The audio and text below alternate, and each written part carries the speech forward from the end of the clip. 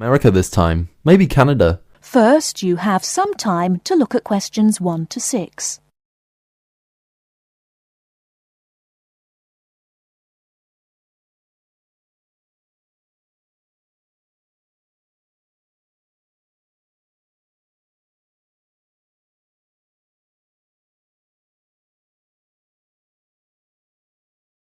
Listen carefully and answer questions 1 to 6. Hello, welcome to the travel depot. How can I help you? Well, I'm looking for a reasonably priced holiday. I went to South Africa for a month last year, and I'd like to see North America this time, maybe Canada. But I'm also interested in Europe if the prices to Canada are too expensive. I'm on quite a tight budget, you see. Well, you could go to Europe, but I'll get some prices for Canada first. I've been to Vancouver. It's lovely at this time of year. And we have some special offers on at the moment. Okay, well, I have some relatives over in Vancouver, so that would be good. I can always travel around Europe next year. Besides, it may be a bit too hot for me at this time. Right, let's have a look at some prices then. When would you like to go? Sometime at the end of next month if possible, but I'm quite flexible any time between the 24th and the 31st. I'd like to go for 3 weeks. Well, there's lots of availability for those dates. Now, if you're concerned about the cost, it's cheaper if you don't mind not flying direct. Sorry, what do you mean? Well, if you don't mind changing planes, then it's cheaper. Oh, well, I don't mind changing planes. In that case, the cheapest flight I have leaves on the 25th and changes in New York. It's only a short stop. You'll be in the airport for 2.5 hours. How does that sound? Sounds good, but what's the price? That's £412 for a return flight, but that doesn't include airport tax. Would you like to arrange any accommodation? No, I have a cousin I can stay with. All I need is the flight, so I think I'll take that one. Right, I'll just check availability for your return. 3 weeks, did you say? Yes, that's right. Okay, well, there are seats available on the 14th or the 15th. Which one would you prefer? The 14th sounds good. Yes, from the 25th to the 14th sounds fine. I'll reserve that for you then. Can you tell me your name, please? Jim Jackson. Is that Jackson? That's right. And can I take an address and contact number? Yes, it's 10 Allen Road, Oldham. Do you want a home number or my mobile? Either's fine. Well, my home number is 0151 433 398. Okay, so you're booked on flight number VN217 to Vancouver, leaving London Heathrow at 11:35 in the morning on the 25th and returning on the 14th. So that's 20 nights. Now, one more thing.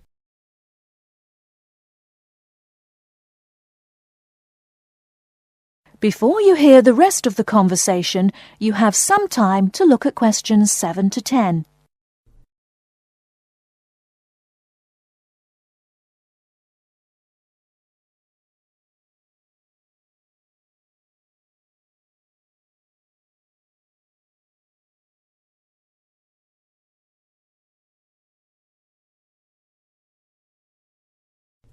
Now listen and answer questions 7 to 10.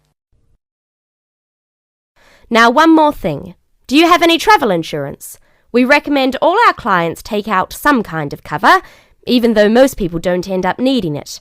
Most people have it just for peace of mind. Well, what type of cover do you have? There are 2 choices, the Gold Star and the Silver Star. Our most comprehensive cover is the Gold Star, which will cost £21 for the period you are away. It's a good policy because it covers almost all eventualities, even extreme sports such as snowboarding and skydiving.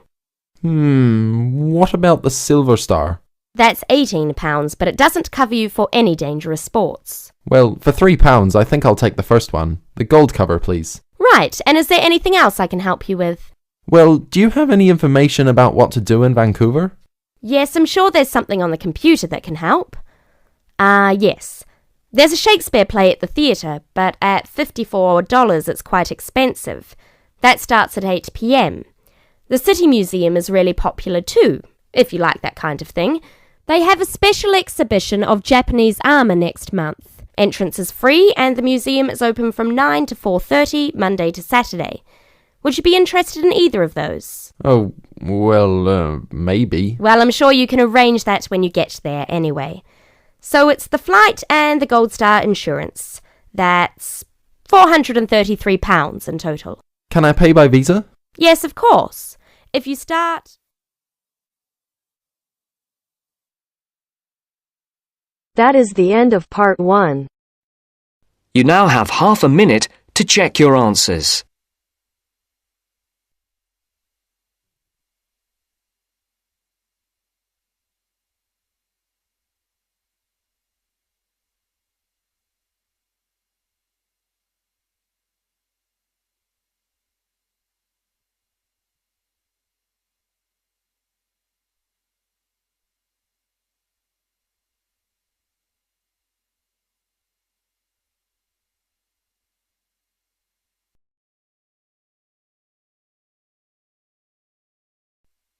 Now turns to part 2. Part 2. You will hear a speech given by the head of a company to some new employees. You have 30 seconds to look at questions 11 to 16.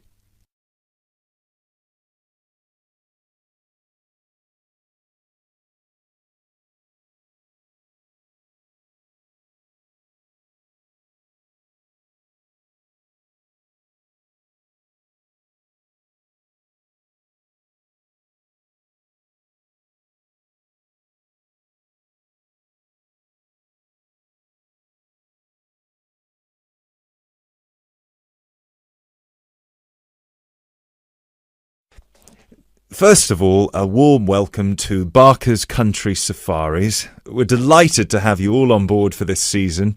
I know you've all been told a bit about the company when you had your job interview, but I thought it would be worth telling you a bit more about ourselves. Barker's was set up 10 years ago by myself, John, and my then girlfriend and now wife, Nancy. We started it initially just as a hobby. We felt that there was a good opportunity to share our love of the countryside in this part of the world with the many visitors who come here. As you know, most people come for the beaches in the summer, but there is so much more to the region, and this is what we wanted to exploit.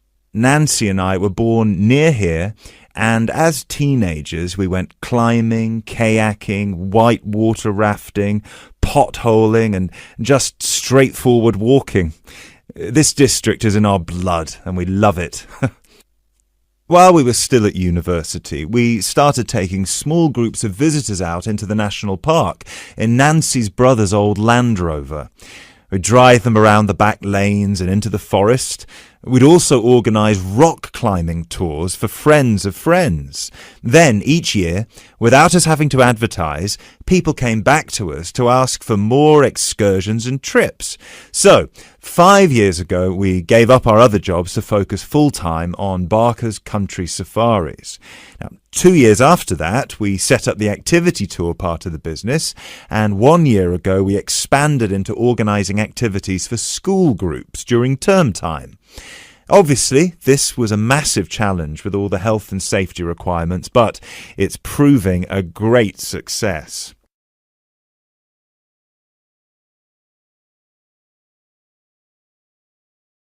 You now have 30 seconds to look at questions 17 to 20.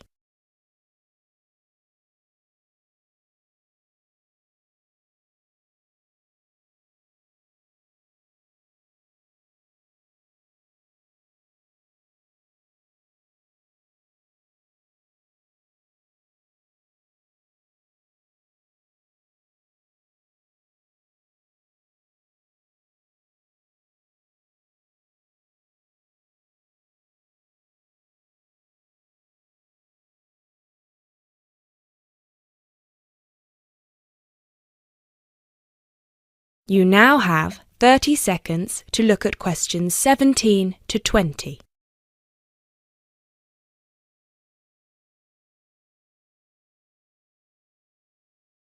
Anyway, we'll certainly not be dealing with school parties during the summer holidays.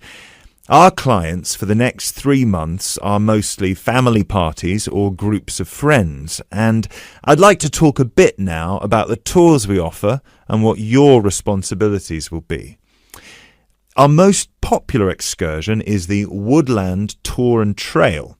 Now, often this is sold out and we have all of our 10 jeeps in convoy with 8 people in each jeep. It's a lot of fun. These tours really offer a taster of what we can provide. So as both driver and guide, it is important that you do a good job here so they come back for the bigger tours. I will talk about the commission package later. As the summer days are so long, we have 3 tours each day, but you will not be expected to work on more than 2 of them. Morning tours start at 8 a.m. and go to midday. Afternoon tours are from 2 p.m. to 6 p.m. and then evening ones 7 p.m. to 11 p.m. All the tours follow the same route and you should have made yourselves familiar with all the key information. This was provided to you in the information pack you were sent when you accepted the job offer.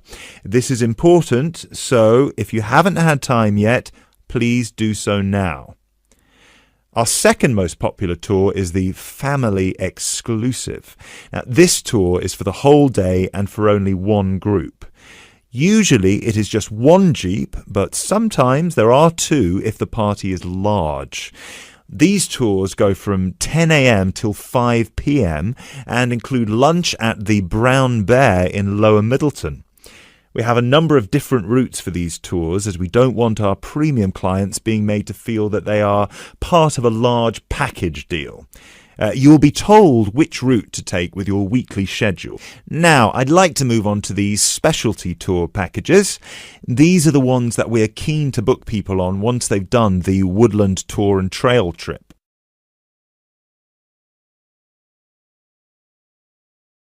That is the end of part 2. You now have half a minute to check your answers.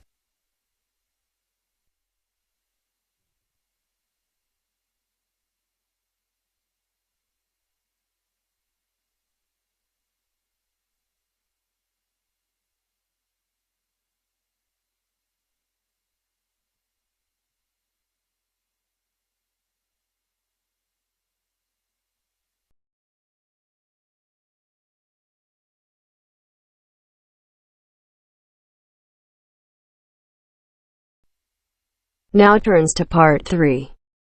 Part 3. You'll hear an interview with a wildlife specialist called Alison Sharp talking about bears. In the first part of the discussion, they are talking about the history of the bear. First, look at questions 21 to 23.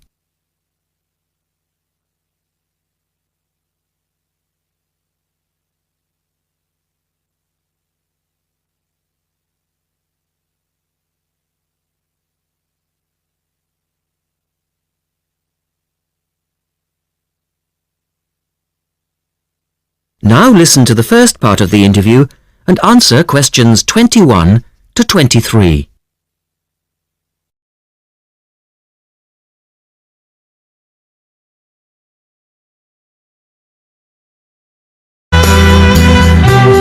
Alison Sharp has spent much of her life researching bears, and in particular, bears in danger of extinction. She is the author of a recent book on bears, and we welcome her to the studio today. Thank you. Delighted to be here. First of all, can you give us a quick overview of the history of the bear family? Well, the bears we know today actually have as their ancestors bears which have been evolving for some 40 million years. We have fossils of the earliest true bear, and it's important to emphasize this because some creatures are called bears but are not. Such as koalas, for instance. Yes, exactly. Fossils of the true bear show a small dog-size animal with characteristics that show a blending of dog and bear traits. So the general belief is that dogs and bears were of the same family? Yes, that's the theory. And then we see the arrival of the early cave bear. We know from cave drawings that Neanderthal man used to worship this bear, and at the same time fear it. Understandable, perhaps. Yes, but they need not have worried because the cave bear only ate plants. In fact, the cave bears survived 2 ice ages, but then became extinct. In the second part of the interview, Alison talks more about the situation of bears today. Look at questions 24 to 30 first.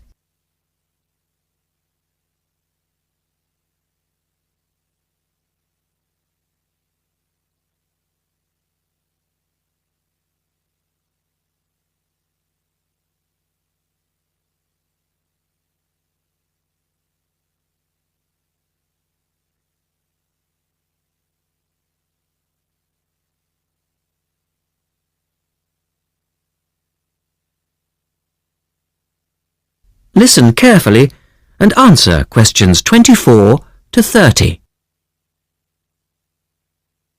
So, how many bears can we find today?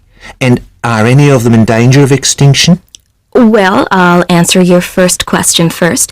There are 8 species of bear in all, among them the American black bear and the brown bear, from which evolved the newest species of bear, the polar bear. So, how old is the polar bear? Oh, he's a relative newcomer, just 20,000 years old. And could you tell us a little about them? Which is the largest bear, for instance? Well, the largest bear existing today is either the polar bear or the brown bear. Right. Don't we know? Well, it depends which criteria you use. The polar bear is the heaviest. The male weighs up to 1,500 pounds, but his narrow body actually makes him look smaller than the much more robust brown bear. So, the brown bear appears the biggest. Yes. And the smallest? Well, the sun bear is the smallest of the 8 species. They only weigh between 60 and 145 pounds. That makes him a comparative junior. Yes. And then next we have the so-called giant panda. But that's a small bear too, comparatively speaking. And are all bears meat eaters? No, not at all. In fact, the giant panda is almost entirely herbivorous, living on a diet of 30 types of bamboo. Yes, of course. Pandas are famous for that. And another interesting bear is the sloth bear, which eats insects, particularly termites. He can turn his mouth into a tube and suck the insects out of their nests. So, going back to my second question, are bears really in danger of extinction? Yes, indeed, they are. The sun bear in particular, as they've been hunted almost out of existence. And the habitat of the panda is also being reduced on a daily basis. Can anything be done to reduce the threat to these endangered species? I know, for instance, that it's very hard to breed bears in captivity. Yes. Well, I think that by raising people's awareness generally, we can reduce conflict between humans and animals, to stop the slaughter in parts of the world where bears are still hunted, supposedly in self-defense or to protect livestock, but often quite unnecessarily. And we can also encourage governments to preserve the natural environment of the bear, rather than allow the areas where they live to be systematically destroyed in the name of progress. Yes, of course. And in addition to these global efforts, all profits from the sale of my book will go toward the United Nations Bear Protection Program. That's wonderful. And with the news coming up, thank you for your time, Alison, and best of luck with the book. Thank you very much.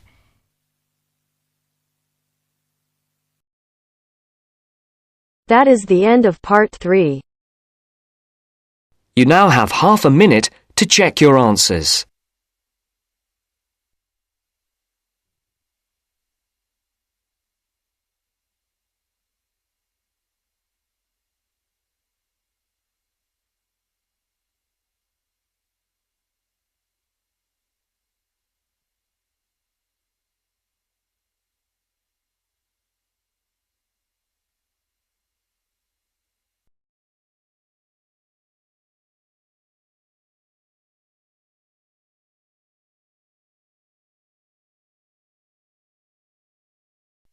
Now turns to part 4. Part 4. Now turns to part 4. Part 4. Well, it's the beginning of the digital age, and technology is all set to completely revolutionise the way we watch TV, videos and DVDs and play computer games at home.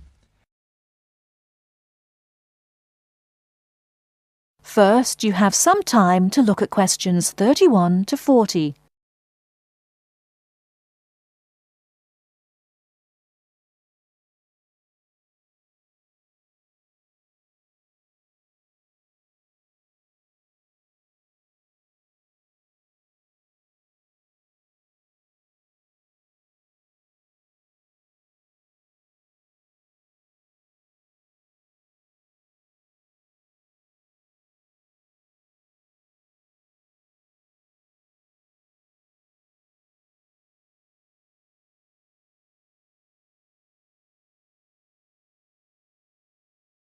Now listen carefully and answer questions 31 to 40. Well, it's the beginning of the digital age, and technology is all set to completely revolutionise the way we watch TV, videos and DVDs and play computer games at home. Here to tell us more about how we will be spending our leisure time at home in future is Anna Zabel. Hello. Yes, there will be huge changes in the way we use television, radio and new media in future. By this, I mean we will be able to do what we want, where we want and when we want.